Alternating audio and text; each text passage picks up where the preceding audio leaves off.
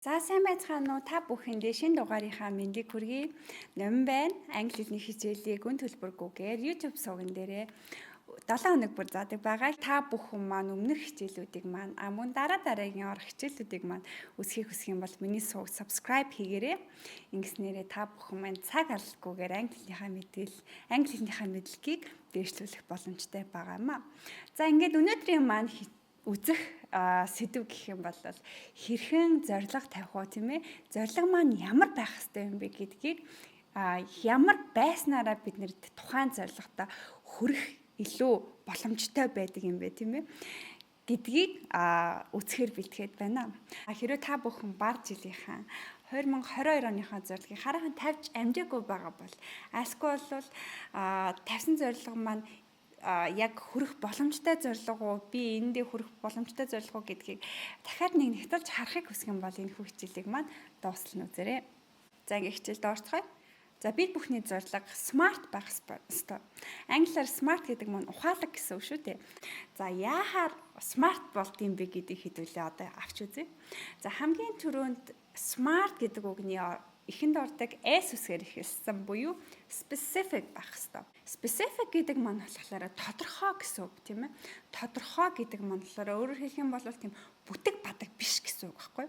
За жишээлх юм бол одоо сошиал дээр идэвхтэй байх, гой ганган болох, одоо англи хэл сурах гэдэг бол маш бүдэг бадагтай орчиж байгаа шүү. За хэрвээ та бүхний зорилго тиймэрхүү үг өгүүлбэр байх юм бол хаач хаяа шинээр бичээрэй. За тодорхой байна гэдэг нь болохоор би англи хэл дээрээ IELTS-ийн 7 оноо авах.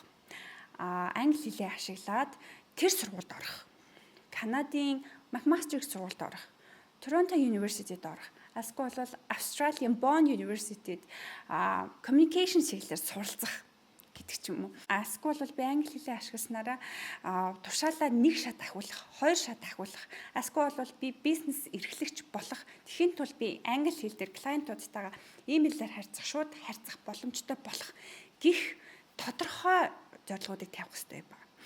Энэхүү хичээл дээр бол би англи хэлтэй холбоотой зорилгоодыг жишээ авна. Гэхдээ та бүхэн маань энэ одоо цаадах утгыг нь ойлгоод бусад амьдрал дээрээ хэрэгжүүлж байгаа зорилгоо дээрээ одоо энэхүү шаардлагуудыг хангаж гинүү гэдгийг бас давхар шалгаад яваарэ гэж хэлмээр байна. За таажих нь болохоор M үсгээр эхэлсэн юу байж болох вэ гэдэг маань measurable гэсэн. Measurable гэдэг нь болохоор хэмжигдэхүйц байх.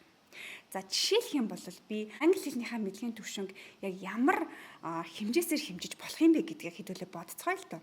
За шалгалт өгөх юм бол та ямар шалгалт өгж байгаа юм бэ гэдгээс шалтгаалаад оноогоор хэмжиж болно. IELTS өгсөн байх юм бол за би reading дээрээ 6.5 авчий. За listening дээрээ би гайгүй сайн бэлцээр байгаа 7 авчий. За reading дээр болохоор за би хэр сайн бэлдэж чадах бол өдөрт би хэдэн одоо текстийг би уншиж өөрөөсөө гараасаа гаргаж чадах бол гэдгээс шалтгаалаад мөн одоо байгаа мэдлэг дээрээ үндэслээд тэдгээрийг хэмжиж эхлэнэ гэсэн үг байна. За хэрвээ та гүйлтийн тамирчин байх юм бол би 5000 км гүйсэн байх гэдэг ч юм уу тий өдрөөр нөгөө километрээр цуглуулсаар байгаа 5000 хүргэсэн байх гэдэг ч юм уу. Гэх мэтчлэнгээр англи хэлнийхээ бол магадгүй оноогоор хэмжих, аскгүй бол агсан байдлаараа хэмжих боломжтой гэсэн.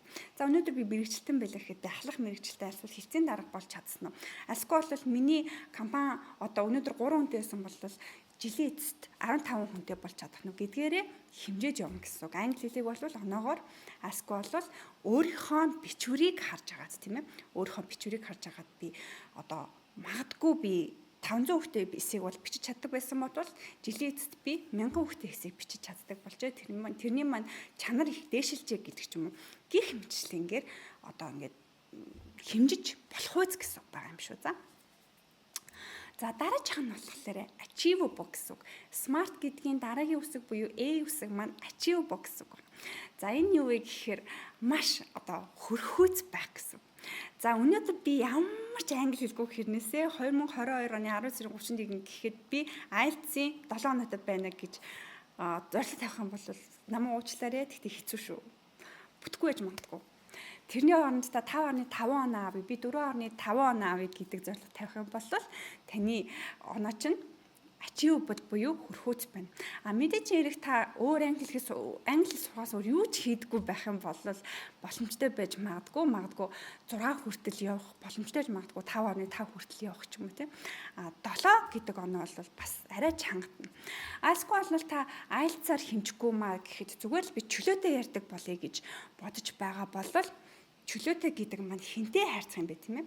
Магадгүй би ах トゥ утэйгээ ч юм уу ямар найз нөхөдтэйгөө би тодорхой хэмжээнд яриад байдаг байж болж магадгүй. Гэтээ одоо ингээд чөлөөтэй англи хэлний влог хөтэлдэг ч юм уу тийм ээ. Эсвэл англи хэл дээр YouTube хөтэлдэг ч юм уу. Тиймэрхүү төвшөнд бол очиход арай хэцүү байх болно. Тийм болохоор та бүхэн маань магадгүй 3 жилийн дараа би ингэсэн байна. Гэтээ 1 жилийн дараа гэхэд бол би нэг иймэрхүү төвшөнд байхад болно. Би өөрийнхөө мэдлэг чадвар болон цаг зав тэгээд нөгөө хичээл зүтгэлийг харж агаад энэ бол надад хангалттай гэдэг ингээд боддоор өөрийнхөө зорилгыг тавих юм байгаа юм шиг. За дараачих нь болохоор relevant байх хэрэгтэй. Relevant гэдэг маань болохоор одоо smart гэдгийн R үстэй холбогдож байгаа. Тэгэхээр тэр маань одоо амьдралын чинь зорилготой нэгт холбоотой гэсэн үг байгаа юм шүү. За жишээлх юм бол би Канада руу явж сургуульд орохын тулд надад мэдээж хэрэг англи хэлний мэдлэг хэрэгтэй. Эсвэл бол би компани өргөжүүлэхийн тулд гадаад руу гарахын тулд надад мэдээж хэрэг англи хэл хэрэгтэй. Гэхдээ надад франц хэл хэрэгтэй юу? Мэдгүй англи хэлгүй ээж Франц хэл сурчаар та Францтай шууд холбогддог тийм газар ажилладаг хүн биш л болвол англи хэл нь илүү танд хэрэг болох болов уу тийм ээ. За магадгүй та өөрөө сонирхдаг үнэхээр л миний одоо хобби гэж үзэж байгаа бол та франц хэлийг сурч болно.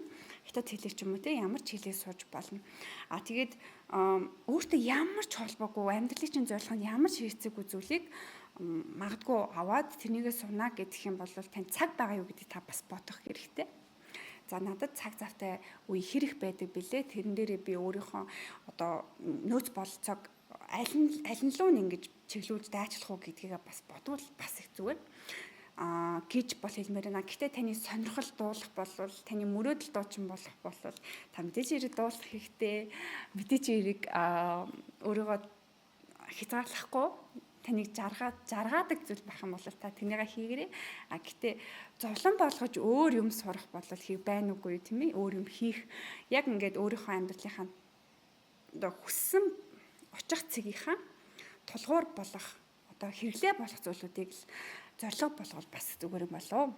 За дараагийн буюу T үсэг хамгийн сүүлийн үсэг бол T үсэг байгаа. Timely байх хэрэгтэй. Таны зорилго чинь одоо 3 сарынх байж болно, 6 сарынх байж болно, жилийнх байж болно тийм ээ. За дээр хүснүүдтэй холбогдчихсэн нөгөө measurable, specific гэдэг юмнуудын дээрээ цаг зоогод өгчнө гэсэн. 7 хоногийн дараа би 10 хичээлсэн байна. Тэгэд бодохоор та 3 сарын дараа хэдэн хичээлсэн байх уу тийм ээ. Тэр болгоныгоо одоо ингээд тогтолцоотойгоо системтэйгээр ингээд тэмдэглээд авчих юм бол жилийн эцэстээ хэдэн үг хичээлсэн байх уу гэдгийг бас бодох юм шүү дээ. Тэгхгүйгээр миний одоо сургалтын дээр төлбөртэй сургалтын дээр одоо ингээд анхан шатны хичээл дээр ч юм уу байдаг л да. Би 2 сарын хугацаанд хичээлээ байршуулдаг. Гэтэл эхний нөгөө нэг 21 хичээл эхний 21 өдрөө бол өдөр болгон үзээрээ оруулаад дуусчихдаг. Гэтэл нөгөө хүмүүс маань аюу сан үздэггүй. Эхний 21 хоног юу ч үздэггүй. Эсвэл эхний 3-аас 5-ыг үзэж хайждаг. Тэгж тийжсэн яна багшаа 7 хоногийн дараа хичээл хаагдах үед за үзэж эхлэе да гэдэг ч юм уу тийм ээ. Тиймэрхүү байдлаар бол хандаж болохгүй. Яг л цагт нь ингэж хийгээд явах боломжтой. Тэгээд тодорхой хугацааны дараа багаар хувилуус хараагаад төлөвлөгөө чинь дүүрсэн байх болно гэсэн тийм төлөвлөгөөг гаргах хэрэгтэй гэсэн утгатай T гэсэн тийм timely гэсэн бас нэг тийм шалгуур байна. За ингээд smart төлөвлөгөөгөө гаргаад 2022 оны хэрвээ цагаан сараар та төлөвлөгөөгөө гаргасан байх юм бол туулай жилийн эхний өдөр маань та бүхэн маань энэхүү видеогоо бас дахин сэргээж үзээд миний төлөвлөгөө ийм байж чадсан билүү?